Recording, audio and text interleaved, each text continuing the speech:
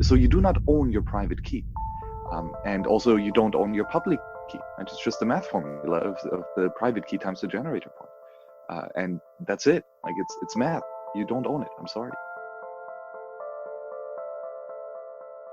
That was Max Hillebrand, today's guest. We've been trying to get together on the podcast for quite a while, but it just hasn't worked out until now. So I've been very excited. Max is an entrepreneur. He is an open source advocate and host of the YouTube show Bitcoin to the Max on the World Crypto Network. And his take on ownership in Bitcoin was one of the more revelatory things that I've learned over 2019, and the fact that you really don't own your Bitcoin in a more general sense. And it really just kind of blew my mind until I started to think about it more. And I think you guys are really going to enjoy this episode and are really going to take a lot away from his explanation of why you can't own Bitcoin and why I agree with him on that point.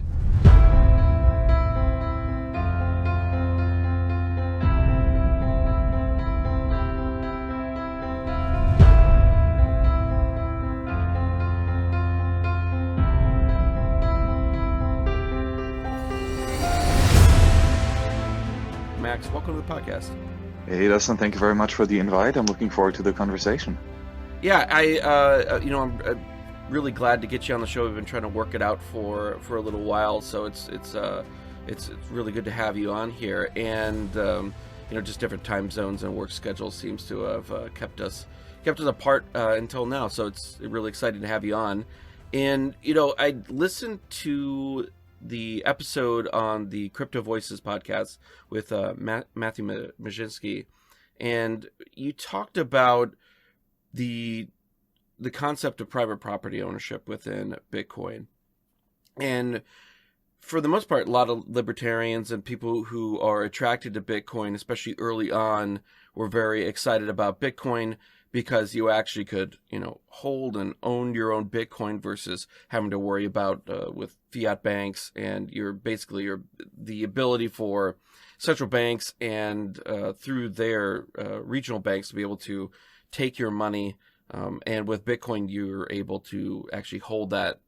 So we've mostly kind of gone into Bitcoin for many, many years with this idea of, well, these are the UTXO sets that I own. This is my Bitcoin. But you talked about the concept of occulting knowledge versus actual ownership. And, I want to get into that here in just a second, but if you don't mind, could you actually give a little bit of background on yourself and how Bitcoin found you? Yes, for sure. So I'm basically an economist by trade. It's just a topic that I've been fascinated for a long time, and started down with like the mainstream Keynesian nonsense, and thought to myself, well, either I'm stupid and don't understand it, or this entire idea is flawed fundamentally. And then sooner or later, I discovered Austrian economics, which with its methodological individualism and very logical praxeology. It was quite nice to see that there is a school of economics that actually can explain fundamental truths based on reasoning and gaining this understanding. So that is what I did long before Bitcoin. Was this Austrian economic stuff, and then more and more I got into the open source things. I downloaded Linux. I used other free and open source software. And then sooner or later, I decided to watch a video by Andreas Antonopolous called The Bubble Boy and the Sewer Rat, which I think to this day is one of his best works, and a great explanation of the whole concept of anti-fragility. And that is what kicked me down the rabbit hole. And ever since then, I've been combining my Austrian economics knowledge and adapting that to what I've learned new with Bitcoin, especially in the context of scarcity and ownership. And then learned a shit ton more additionally about the cypherpunk philosophy and crypto anarchist strategies and strong encryption and all this, which I think is a great strategy to achieve what we theoretically lay out in the Austrian economic framework.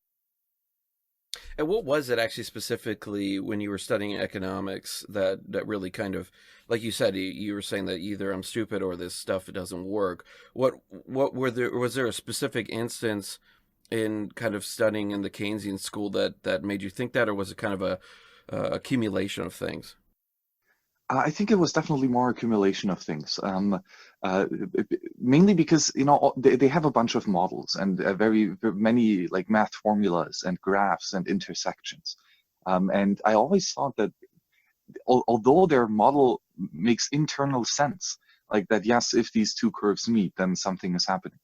But I always questioned if we can actually depict reality adequately in such graphs and assume like smooth gradients and stuff like this, which is just blatantly assumed without any reasoning in their model. Or like the concept of utils, that you can measure utility and somehow draw something out of that, was always something that I just fundamentally could not understand. And thus I could grasp that their model in and of itself makes sense, but I questioned the entire model um, from an outside point of view. Then just many other instances like this that just added up to me being very skeptical of the entire theory. And how did you actually come upon Austrian economics and Rothbard? Because even in America, where where it originated, or I shouldn't say not where it originated, but where it's more popular, and where Rothbard was from, libertarianism, Rothbardianism, Austrian economics is still a very small niche of the populace, and I would venture to guess that's probably even less so in Europe and Germany where you're at. Was that something that obviously the internet has opened up a lot more possibilities for people, but how did you get introduced to that, and what is it like being in Europe as an Austrian and a Rothbardian? It's actually a very good question. I'm not sure who recommended me the book initially, but I read Hayek's Road to Serfdom, I think, as one of my earliest Austrian textbooks. And I think it might have been my old English teacher, which was like this crazy crypto or like Buddhist hippie monk who taught me how to speak English. So that was great. And I think we talked about some stuff on economics, and then he recommended me this book. And I continued reading Hayek and eventually discovered Mises, Van Böhmerberg, Menger. Though I did never pick anything up from Murray Rothbard, which is quite stunning. I just never really stumbled upon him. And then I watched a video with Roger Ver, who talked about voluntarism and anarchy, and he brought up Rothbard as one of his main uh, just main mentors in the space. And that is when I first heard the name, and then downloaded and read For a New Liberty as my very first book by Murray Rothbard. And that just was so perfect. It really just described the entire reasoning and axioms behind having a property rights focused economic studies. And then Ethics of Liberty was the next book. Oh yeah, I remember reading For a New Liberty. I started reading it in the morning, and I finished it like at 8 o'clock in the evening, the first read. It just took me in. And I decided to reread it again instantly and read it throughout the entire night. It just really hooked me. It was something that really hit home to the core.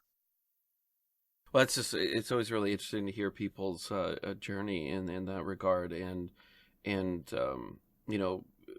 within as an American context of myself, it was a very strange journey, even where there's a larger, I would say probably a larger population of people who embrace these ideas, but even then it's still a very small group. If you go to any kind of libertarian groups and or the Libertarian Party, which isn't necessarily the same thing all the time, but it's always still very small niche within the American culture. So it's even more interesting for me to hear people's stories that come out of the European continent. You're like people like yourself and Giacomo Zucco, because it just seems like it at times, where especially without the internet, it would be a very lonely place. But with the ability for people to meet up across the globe, it's a lot less lonely to be able to discuss these ideas, and Bitcoin is making this even more palatable as we move forward, and people are kind of getting red pilled on it as they start to get into Bitcoin and understand why. I don't think that you can be in Bitcoin for too long without, starting to actually look at, well, why is a central bank not a good thing? And I don't think that you can look into that concept without being introduced very quickly to people like Hayek and Mises and Rothbard. Oh, yes, for sure. And I think this is in part because, well, Austrian economics and Bitcoin kind of tackle the same issue from two different sides.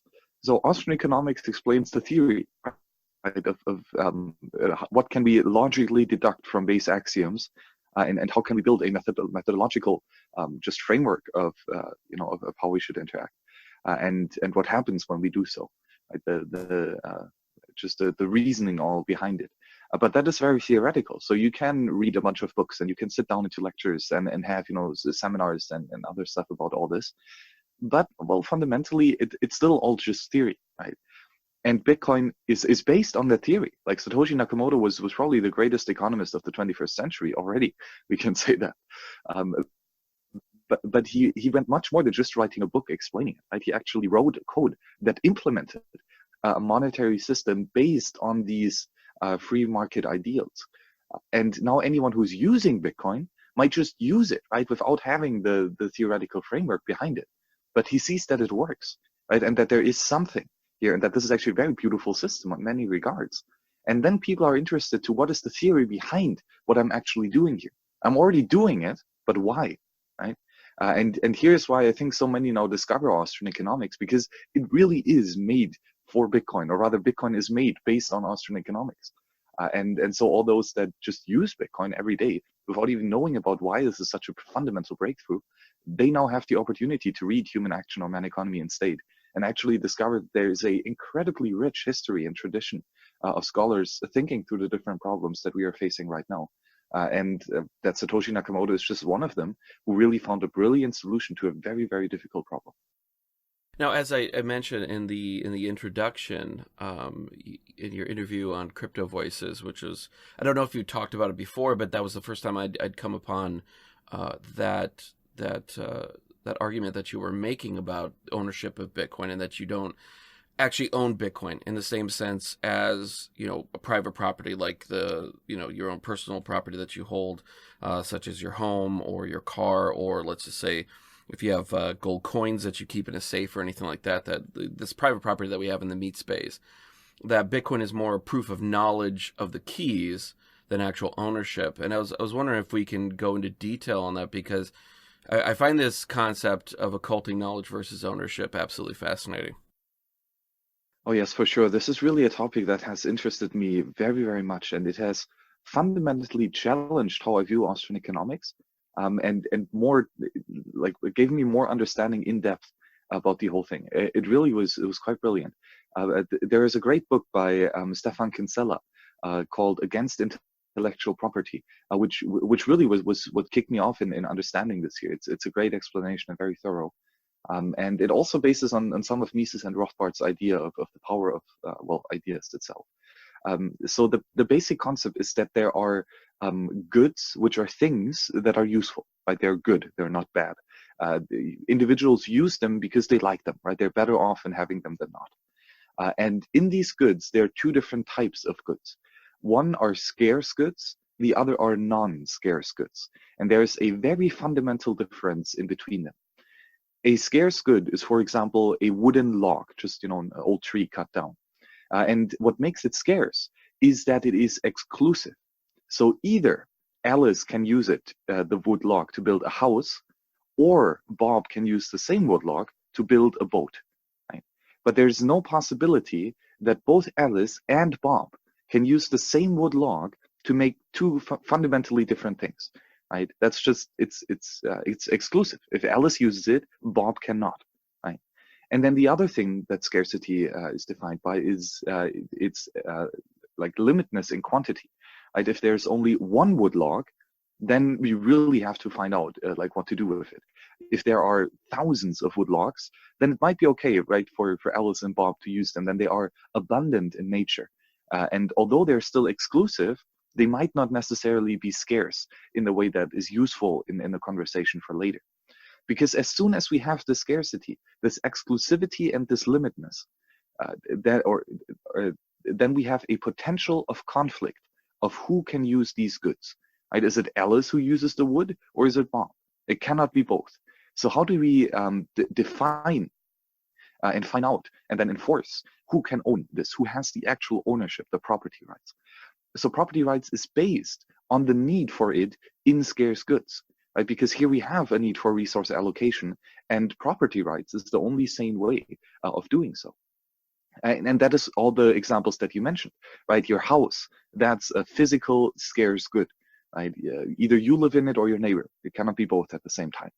Or your car, right? Either you drive it to New York, or someone else drives it to Los Angeles. There is no way of driving to both places at the same time. And of course, your gold coin. Either you hold it and you store your wealth in it, or someone else does, right? It cannot be both. So that is the attribute of scarcity. Yeah, and it's funny that you talk about Stefan as an inspiration for this. Is that he in my interview with him on this very subject, I brought up your concept of occulting the knowledge, and he agreed 100% with your position that there are no property rights, because you can't claim ownership of that knowledge. And how do you see that though affecting Bitcoin adoption both now and the future? If you can't make a property right to the value that you, or let's say a business holds, how can they, whether we're talking about civil courts or private arbitration, have recourse to properly do business? Or is this a place where, say, something like insurance, or someone would say, obviously we don't prefer custodial solutions, but for certain for certain use cases, maybe that may make more sense. Yeah, for sure. So maybe to start this out with the concept of non-scarcity, because that also applies, right? That is the other side of a good. A non-scarce good is still something valuable, right? People still like it. That's why it's a good, but it is not scarce. So it does not have the definitions that we've outlined earlier. And that would be, a good that is not exclusive, that Alice can share with Bob without actually sacrificing the usage of this good, and Bob still gaining the usage of this good.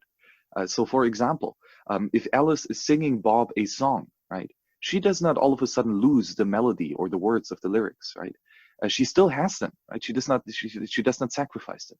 However, Bob gains the pleasure of hearing this song, and he might memorize it and later repeat it at his own liking.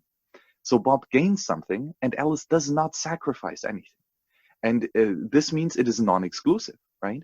If Alice has it, she can share it with Bob without sacrificing it, and Bob still has it, right? So anyone who would like to have these non-scarce goods can have them without anyone having to sacrifice anything, fundamentally speaking. And this is where we all of a sudden no longer need property rights, because there is no potential conflict of control. Anyone who wants to control a non-scarce good can do so simply by copying it from the quote-unquote original creator. So this is where non-scarcity is very fundamentally powerful. And Mises talks about this exhaustively with his the power of ideas, which I think is 2 or 3 chapters in Human Action. And Rothbard also talks a lot about this. And this is in contrast to what they call commodities. So every time you hear the Austrians say commodity money, what they basically mean in this framework is scarce physical goods. And then when they talk about ideas, it means non-scarce goods. And for example, another example for non-scarce goods is numbers, right? Who owns the number 4? Well, that's a stupid question, because nobody exclusively has all the uses for the number 4, right? There's not just one dude who can, do math formulas that contain number 4, and anyone else is forbidden to do so. And it also means that he cannot stop anyone from discovering number 4, right? I mean, like counting and numbering things is quite logical to come up with. So if you come up with counting, then nobody can stop you from doing so, because you're not violating someone else's property in scarce goods, because you're using non-scarce goods. And then how this all ties back into cryptography is that cryptography basically is math. It is numbers. Like a private key is a huge, large random number that was chosen by flipping a coin. Like, who owns the number 4, right? Who owns the number 270, 50 billion, and so on? Nobody, of course, right? So therefore, you cannot own a private key the same way as you cannot own the number 4, or as you cannot own the word house. Like they're non-scarce goods that do not need and do not declare ownership. So you do not own your private key. And also you don't own your public key. Right? It's just the math formula of the private key times the generator point. And that's it. Like it's math. You don't own it. I'm sorry. No, absolutely. It was, you know, when I heard you talk about that, it really kind of opened up a door in my brain to really kind of understand Bitcoin a lot better, because before that I'd always just assumed in kind of the concept of the scarce good in that way, that, you know, I own this UTXO set and this was mine until I decided to spend it. And in kind of some philosophical way, I guess you could still make that argument along the lines of occulting the knowledge of Bitcoin, of that private key that unlocks that UTXO set. But specifically the idea of you can't own numbers was really the thing that kind of got my brain kind of going down this direction. And this is something that we've talked about or that I've talked about on other occasions as well, as it's kind of going into the, you know, the religious context and deeper into kind of the philosophy of when you talk about, and this was a video that Vin Armani had done as well, about the concept of render under Caesar, which is the biblical story in the Gospels, where, you know, Christ is confronted by some rabbis, and then they show him a coin with Caesar's face on it, and they say, you know, should we give, pay the tax to Caesar? And he takes the coin, he looks at it and says, whose face is this? They say it's Caesar's. And he said, you know, render unto Caesar's, that is Caesar's, render unto God, which is God's. And the concept of Bitcoin as being not the money of Caesar, as being of God's, of being a non-state money, of being kind of a universal money, is that, as you said, it's a string of numbers, and math is not anything that you can patent. You can't, like, there's the guy that tried to patent pi, and you can't patent things that just exist within the universe. And, you know, strings of numbers do exist throughout the universe. And this concept of as far as philosophical question of, you know, of being God's money, or however you want to define that, depending on your background, you know, that kind of really fit into that concept of occulting that knowledge. Yeah, for sure, exactly. And what you brought up earlier, that you had this intuition of having ownership in your UTXO set, I would actually agree here. There is ownership in some parts of Bitcoin, because Bitcoin is combined or Bitcoin utilizes non-scarce information to create scarcity in cyberspace. That is its great invention here. Though, as I said earlier, right, the private keys are non-scarce. Same as the free and open source software that is run, right, written in C++ or C++. That's like anyone can see it, anyone can copy it without taking it away. The source code is free and open source, right? However, probably the first thing that we stumble upon that is actually scarce is the hardware that you run your software on. So if you have a laptop or a Raspberry Pi, right, this is a scarce physical good. Either you run your software on it or someone else runs his software on it. So this is one part of the scarcity. So this is something you own. You own your own full node, the hardware of it. You don't own the software that is running on your hardware, but you do own the hardware, right? Because that is a scarce good. And then further, as soon as we have several full nodes defining and verifying consensus, which consensus again is non-scarce, nobody owns consensus rules. They're just rules. They're just words or code. And then, though, as soon as we have them defined, so that we have a UTXO, right, a chunk of Bitcoin, and this chunk of Bitcoin can be spent by whoever has the knowledge of the non-scarce private key, right? And we define this by providing the public key in the spending script or sorry, in the locking script of the UTXO. So here we define that this chunk of Bitcoin is exclusive, right? It's not anyone who can spend it. It is only he who has the knowledge of the private key that can spend it. But this is still exclusive, right? We limit the number of possibilities and restrict them to only a very careful selected few. Now, this means UTXOs are scarce, right? Either Alice has her public key in them or Bob has it, right? And even further, we see that UTXOs are scarce and very unique when we have multi-sig scripts or other advanced time lock contracts. These are all different spending conditions that define who can spend that coin. And they're all exclusive, right? Otherwise, they would not be definition of who could spend it, because anyone could spend it. And so the UTXO is scarce. However, the private key locking up the UTXO is not scarce. So even though if you've generated the private key randomly, right, then you can be pretty sure that you are the only one who has knowledge of the private key, right? So this means you are the only one who has mathematical way of proving that you know the private key, and you're the only one doing so. So in this sense, you are the only one having ownership in that UTXO.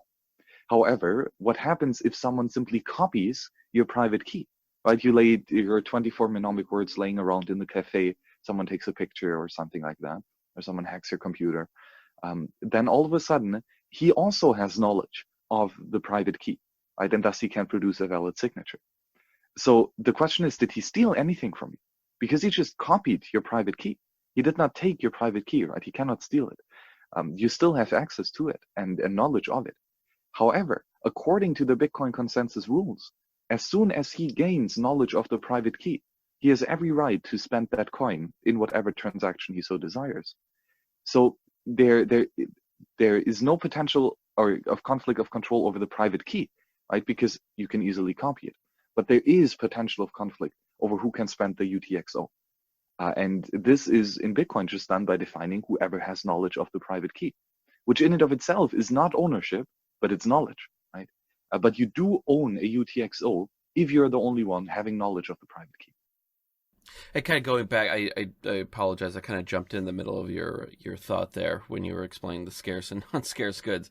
But you know, how do you see the this? Do you, because this is a very foreign concept for people to go from the traditional banking system, right, where we've come to kind of expect a certain level of, I wouldn't even call it security, but where, you know, if someone grabs your debit card, you leave it at a bar, and you know, they take that debit card, and then they go and they buy, you know, $100 in gas and you know $200 worth of electronics at a store, and you know are able to make a claim to the bank that you actually did not spend that they will, you know, either reimburse you or they shut down your card or whatever.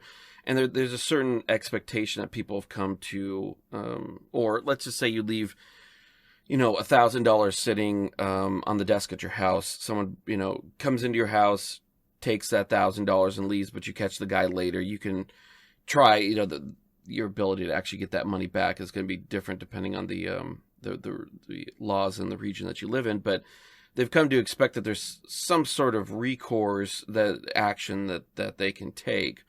And this would be a very different sort of mentality that people would have to, that Bitcoiners already really have, that if you don't hold your private, you know, if you don't occult that knowledge of your private keys very well, then, you know, if somebody happens upon it or like you said, hacks your computer and finds that you left an Evernote with your private keys on them, that they could take them. How do you see this affecting adoption? Do you see this as something that will hold people back for a period of time, or that there's going to be a need to kind of recalibrate people's, you know, mental state and how they view money? Or and how do you think that there are private solutions to the average consumer who wants to have some sort of recourse to be able to reclaim any kind of lost funds, or a business that has a large amount of Bitcoin that they hold, or if in a Bitcoin world, all their money would be held in Bitcoin. Is this something that in insurance or some other sort of solution might be able to fix? So I would tackle the question from the side of who actually demands to hold money, who wants to have the thing, right? And it's merchants, right? It's those who sell goods and services for money. They're saying, I want money, thus I'm willing to give you my coffee, right? That is what a merchant does. So the question here is actually regarding, are entrepreneurs willing to take a monetary good that is easy to reverse, right? And actually the answer is probably not, right? If you're a merchant and you give your coffee and like 5 days later, all of a sudden the money is gone because some other dude stole a card from someone else and now all the transactions are reversed, you lose, right? So that is not actually something that you as a merchant want to have. And if you have this extra cost, you will simply increase your price, right? If there is more risk of transactions being reversed, you will have to charge on average more for everything else. So I don't really think it's a useful feature to have on the side of a merchant. And thus I would say it's quite good that Bitcoin does not have the reversibility, that it is actually a probabilistic final change of ownership. And though further, I would say that if you would like to have such a thing, right, if both merchant and consumer agrees of having, just cancelable payments, then you can always build a cancelable payment on top of a final payment, right? You can, for example, in Bitcoin, you do this with vaults. You have a predefined and pre-signed transaction that sends the Bitcoin back to someone else, to some other address, probably the original owner. So here you have a final payment that you can cancel after the fact, right? And you cannot do the same by having a cancelable payment as the base layer, right? If there's always the possibility that someone might withdraw the payment, then there's no way of having actual finality and actually building tools that require this finality to be had. So I think it's better to have a final money that you can opt in to being cancelable or withdrawable. And again, as myself, as an entrepreneur and merchant, I want to have final settlement of my money. I don't want to trust on a third party to maybe take my money back after the fact. Well, yeah, this gets back to the concept of, in the white paper, electronic cash, and what that specifically means in terms of its implications, and that the cash is referring to the finality of payment, in that the same way that if you pay someone, if you owe $100 at a restaurant or whatever, and that or I just owe you for whatever, and I give you $100 in cash, there's no way for you to contact anyone and say, hey, I need this $100 in cash back. Like that's a very final payment, in the same way that Bitcoin is.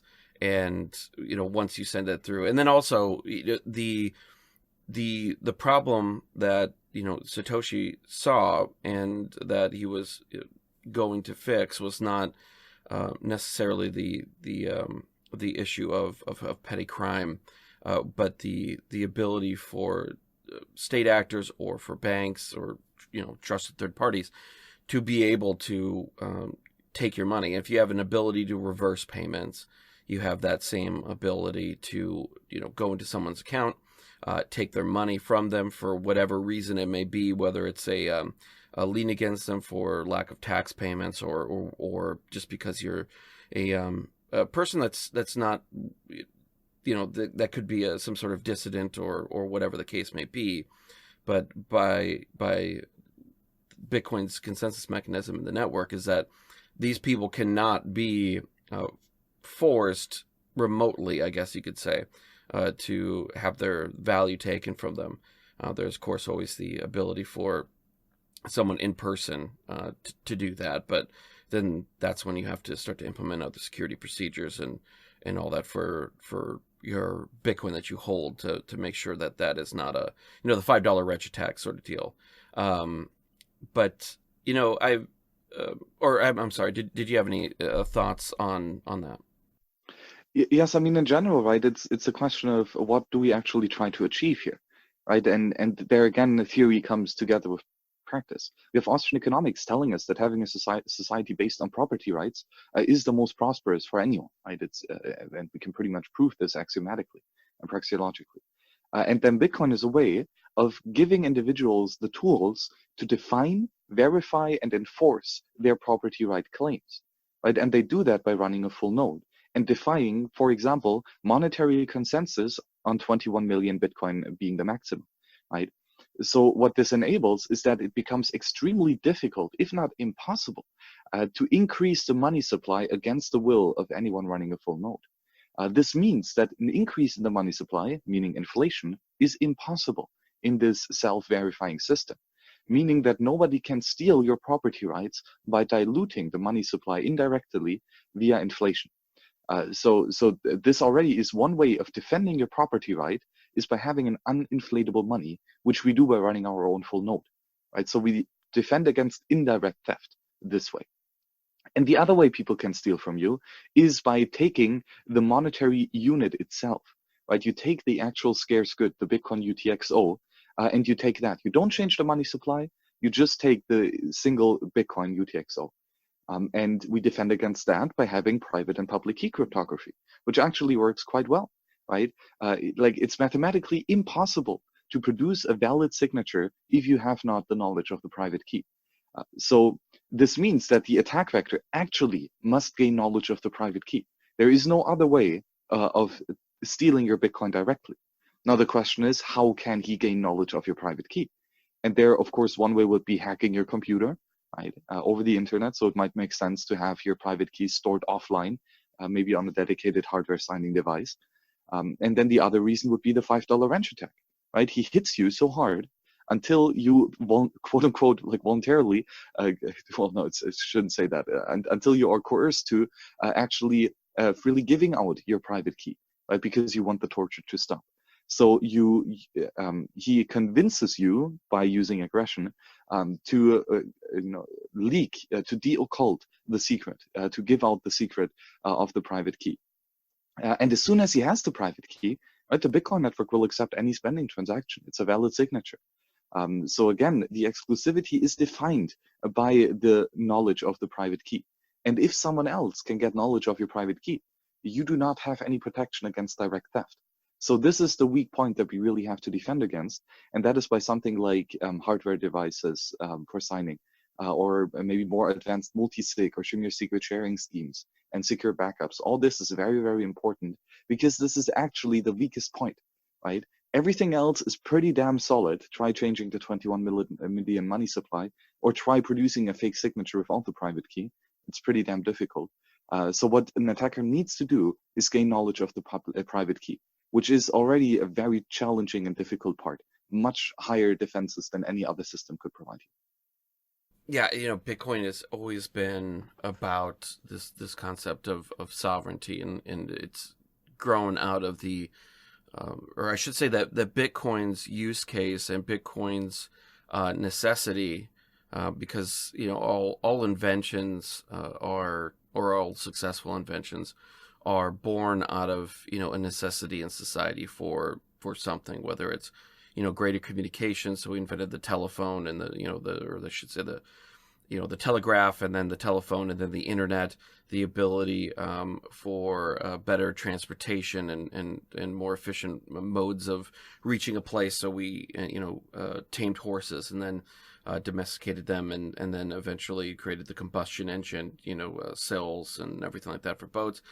And to me, Bitcoin has always been precipitated by this idea of the need for individual sovereignty. So, you had the firearm creates your ability to defend your own sovereignty from a physical form of attack, and Bitcoin's outgrowth or necessity that was created, or that created the necessity for it, was that the need for your own financial sovereignty, which is not, I guess you could say it's technically possible with gold in a way. You buy it, you hold it. The problem always being is who's going to take it at a later date, for goods. And also the it's much less safe in that you have to have a physical storage, for it. If that physical location is ever compromised, then someone can just go and take it. Whereas if you're just occulting a piece of knowledge, it could follow you wherever you go, versus you having to carry, a suitcase that weighs 3,000 pounds. Exactly right. And another thing to add on here is that, for example, how do you verify the total money supply of gold, right? You have no clue if there are other real gold atoms out there that are in use, right? And also, you don't know if someone else is accepting fake gold, right? Just charlatans gold as the real thing. And you don't know if others are accepting bad money either, which all of this increases the money supply, which you want to know about. You want to calculate with that number. And that's the cool thing in Bitcoin. Not just do you verify the total money supply, you verify every single transaction that it does not increase any of the money supply in and of itself. And you don't just know that for the past and the present, but because you run your own full node, you can even say that for the future as well. So we have perfect audibility of the money supply, which decreases the uncertainty of having the Cantillon effect and through inflation, which is mind-bogglingly awesome, because money is a tool to remove uneasiness. And now we've just taken the biggest uneasiness of money, the inflation risk, completely out of the picture. Exactly. It's kind of a cliched thing at this point as well, of talking about, an asteroid that falls on Earth, that has a large supply of gold within it, that does increase that supply of it. But I mean, that is, although it's become somewhat of a cliche in within Bitcoin Twitter at a point, it does have a level of truth to it, because as we begin to expand off this planet and colonize other worlds, and kind of move into as an interstellar species, there are large amounts of all these sort of physical metals, whether we're going to talk about gold or silver or copper or palladium or uranium, whatever you want to pick, where that will increase that supply over time, and our ability to extract that from different places will increase over time as well. Whereas with Bitcoin, there's no way to inflate that monetary supply. Well, I guess technically someone could do that if they wanted to fork off and create their own Bitcoin and then inflate it, but then it's not Bitcoin. It's just a sham copy of it. Exactly, right. Though I would even say that, the asteroid example is not, it's probably not going to be the end of the world, because free individuals will be able to adjust their calculation for the now increased money supply. It's just important that they have to know that this money supply increase has happened, right? So if it's on the news and everyone knows that the asteroid has hit the Earth, then I don't think it's a big problem. But if there is one small cartel who goes in space and mines a bunch of gold, and then they bring it back without anyone knowing that this is gold that has just increased the money supply, then we see the worst effects of the Cantillon effect. So that would be the bad thing. But the cool thing is, again, with Bitcoin, we don't even have to worry about it, because as you say, as soon as someone tries to increase the money supply, he breaks my own rules, and so I kick him out of my own network, and I will never deal with him ever again. And thus, I really don't have to worry about changing the money supply, because the only one changing my money supply is myself, right? If I decide to fork off and increase the money supply, I can do so, and I will exit the old network with the old money supply and enter a new network with a new money supply, right? But I'm the one who has the choice if I want to increase the money supply or not. Well, we've actually seen examples of this with the discovery of the New World, as they called it, in the 1500s, of coming to North and South America.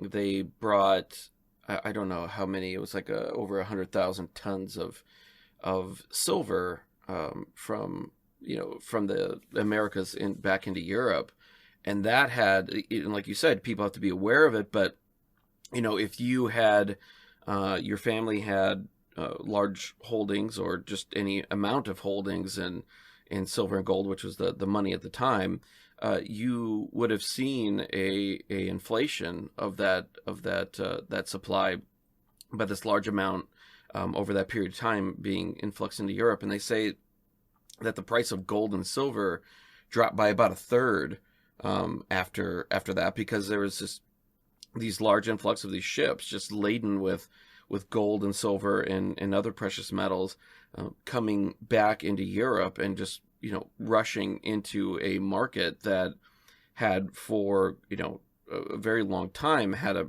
pretty steady supply increase, so that people had that knowledge of what that value was by a massive influx of this precious metals coming from the Americas. It kind of upended the kind of known quantity, the known supply for these people. Whereas with Bitcoin, you're never going to have to worry about, well, is someone going to discover, something new in some place where you see, 50 million Bitcoin rushing into the system.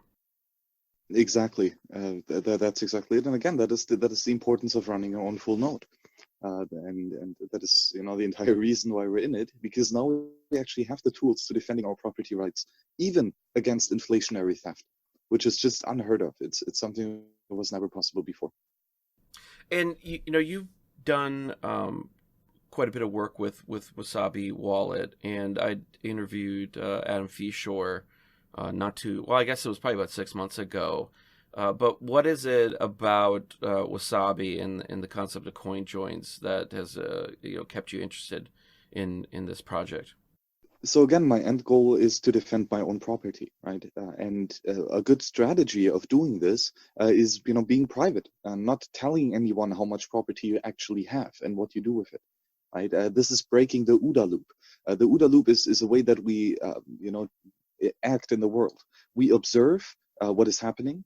Then we orient ourselves and try to understand the picture that is happening. Then we formulate a decision on what we will actually do. And then as the last step, we act based on that decision that was based on the orientation, that was based on the observation. So this is the OODA loop, and the whole thing starts over again. And this is basically how we act in every hour of our lives. And so if an attacker tries to take your money, first, he will observe you. He will see how much money do you actually have.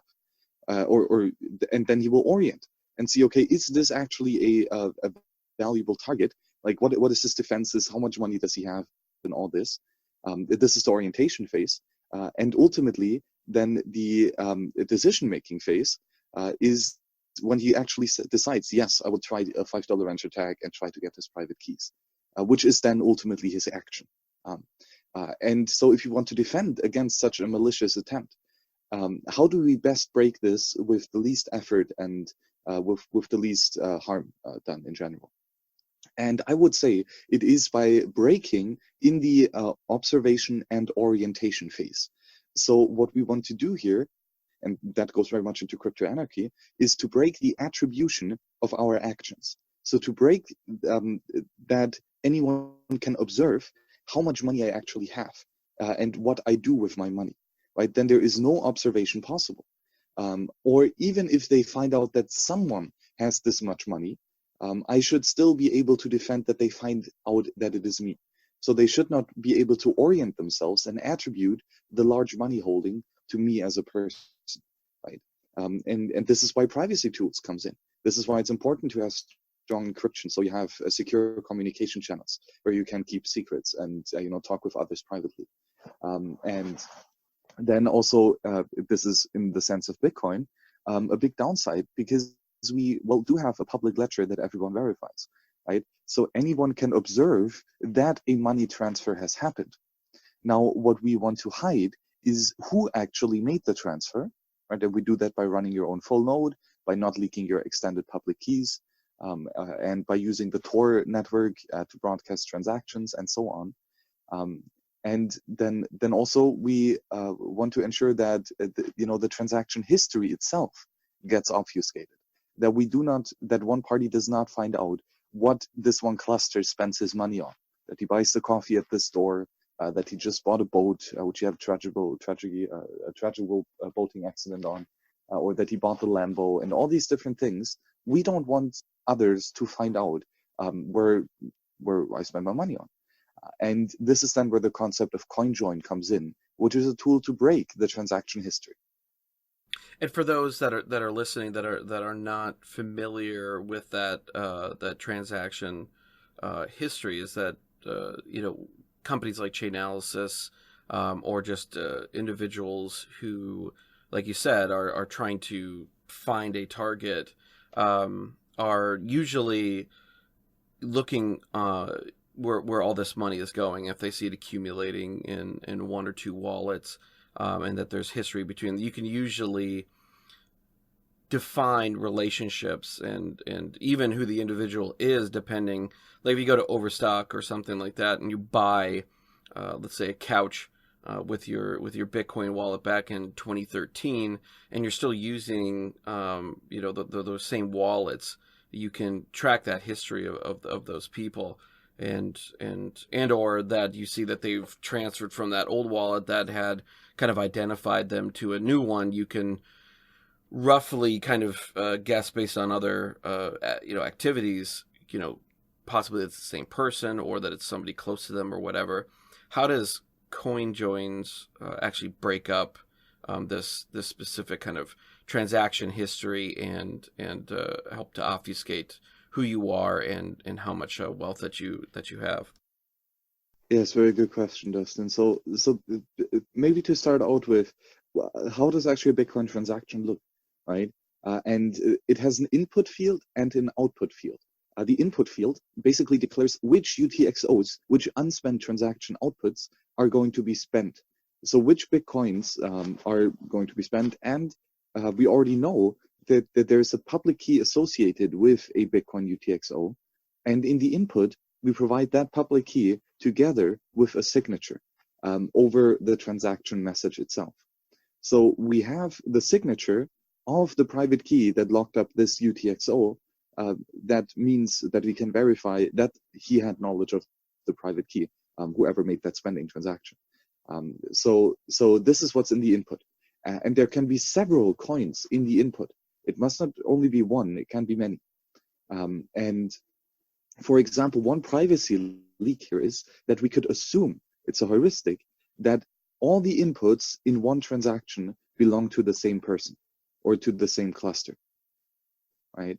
And that is oftentimes the case. For example, if you want to buy coffee for 5 Bitcoin and you have only a 3 Bitcoin or 2 times 3 Bitcoin UTXOs, then you cannot use just 1 Bitcoin UTXO because that's only 3 Bitcoin, you need 5. So you put both 3 Bitcoin UTXOs into the input of the transaction to make a 5 Bitcoin transaction. So in this sense, it would be correct to assume that both of these inputs belong to the same cluster or the same identity. But of course, we don't just want to spend coins, we also want to receive them, right? To give them a destination where they go to. And here we have outputs in a transaction. And these outputs define which conditions must be fulfilled in order to spend this coin, and how much is into the coin. So first, the property rights definition is most of the time the hash of a public key, basically just the public key itself, which means anyone with knowledge of the single private key can spend the coin, right? There could also be multi-sigs that you need to prove knowledge of M of N public keys, or there could be hash time lock contracts or other advanced Bitcoin scripts. It's quite an exhaustive scriptive language. So you can have many different property rights definition, but basically this is what's part of the input, of the output of the transaction, together with the value of the coin. So for example, in our previous version here, there would be one destination output, which has the public key of the merchant who's selling you the coffee, and the value of 5 Bitcoin associated with this one output. And then there's also the change output, which goes back to yourself, right? Because you provided 6 Bitcoin in the input, and now you have 1 Bitcoin left over, and you're going to send this 1 Bitcoin back to yourself so that you can spend it in one of the future transactions. And this is in general how a transaction workflow looks. And this is one of the things within Bitcoin that we appreciate the ability for transaction history, and that provides the ability to audit the entire network, and obviously would not work without it. But there is that privacy issue that we do have, that, you know, like you said, if you're using your Bitcoin and it's, you know, leading back to you, and that if you aren't able to not only occult the knowledge of your private keys, but of your pseudonymity of that, and this provides the ability for, especially for state actors, like if you're a dissident in China, to be able to kind of triangulate individuals who are receiving value in Bitcoin, to be able to continue doing what they're doing, versus if they're using the People's Bank of China, they can just shut that down. So by using Bitcoin, you're able to continue to do whatever it is you're doing. But with this, the auditable transaction history, and a very, pretty much I guess if you want to call it a linear one, you can make these sorts of assumptions on who these, eventually who these people are, or who they interact with, to be able to contact those people and figure out who this person is. So with Coinjoins and you know, they are basically, if I understand it from talking with Adam and my own research, is that basically you're just taking a pool of, let's just say, 100 people, and you're just mixing all these various unspent UTXOs, and then it spits out other ones back to a new wallet, and then you're able to send those off wherever you want to, and you can mix those. I believe it's up to what, like 50 times per CoinJoin. Well, so a CoinJoin in general basically is several peers together providing different inputs. So let's say there are 100 individuals who all have 2 or 3 inputs, and they want to register them for the CoinJoin. So we build a transaction that includes hundreds of these inputs, right? Because there are hundreds of different peers, and that breaks already the first assumption, which would be that all the inputs are controlled by the same cluster, right? That's the common input ownership heuristic. We break that, right? Because already we have many different people providing the inputs, and then what we put into the outputs. So basically, a CoinJoin is you send to yourself fundamentally, or that's at least the best way to explain it and the most common way. And if we would put the exact same value of the input into the output, for example, Alice has 5 Bitcoin in the input and she gets 5 Bitcoin in the output, and Bob has 4.12345 Bitcoin in the input and gets 4.1.3.12345 Bitcoin in the output, then it is very easy to use a technique that's called CoinJoin Sudoku to find out which output was paid by which input. And thus this is not really a good way of doing it. And we solve this problem by creating equal value outputs. So for example, we define that this particular round of CoinJoin creates equal value coins, for example, in the case of Wasabi, of 0.1 Bitcoin, right? So we have many inputs, and then we have 100 outputs that are all exactly 0.1 Bitcoin. And everyone has exactly the same value down to the last Satoshi. And then there are also further in the output fields, the change output, for example, that sends back to Bob 3.12345, right? So exactly his change that he had, which is the input minus the equal value denomination, minus the fees, equals the change output. And again, this change output, because it does not have equal value value with others, means that it can easily be linked to the input of the transaction. So to summarize, a CoinJoin is a tool where several individuals get together to make a transaction where they break the link between input and output within that one transaction. So it's clear that Alice controls the input, but it's unclear that Alice, or which of the 0.1 Bitcoin equal value CoinJoin outputs Alice controls, right? And this is where we got our privacy. All of a sudden, it is no longer clear who controls all of these coins.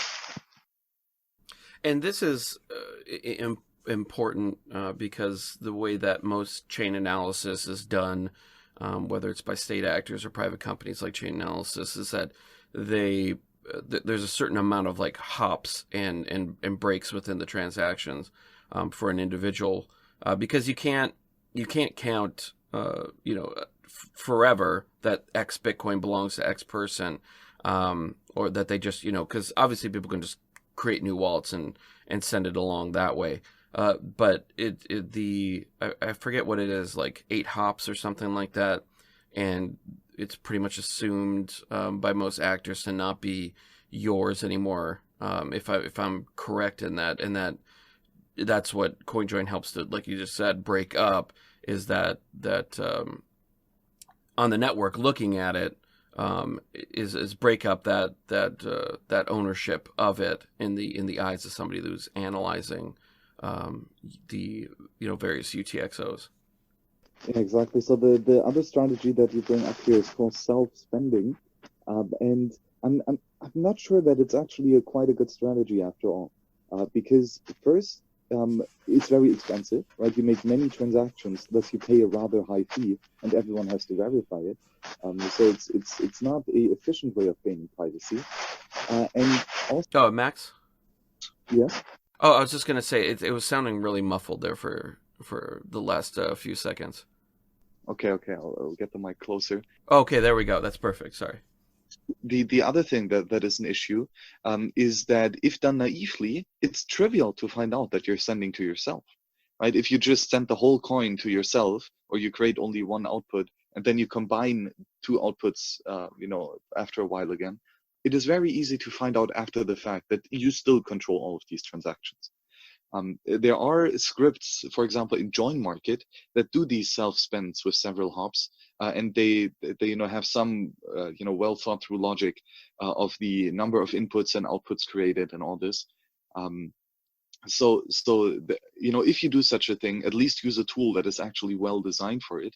Don't try to roll your own. I don't think that would work. And further, the even bigger downside is all of these coins actually belong to you, right? And what you do not gain is the transaction graph inflow of other users, right? All of the coins belong to you, and you just try to hide that fact. But you try to hide the fact within the crowd of all of your coins, right? With a coin join, you still send to yourself, right? And you can do multiple rounds of coin join, thus getting multiple hops. However, you gain hundreds of other users' coins in one transaction that are now associated with that one coin of yours, which means that it becomes much more difficult to actually find out which of these self-spends are linked to each other.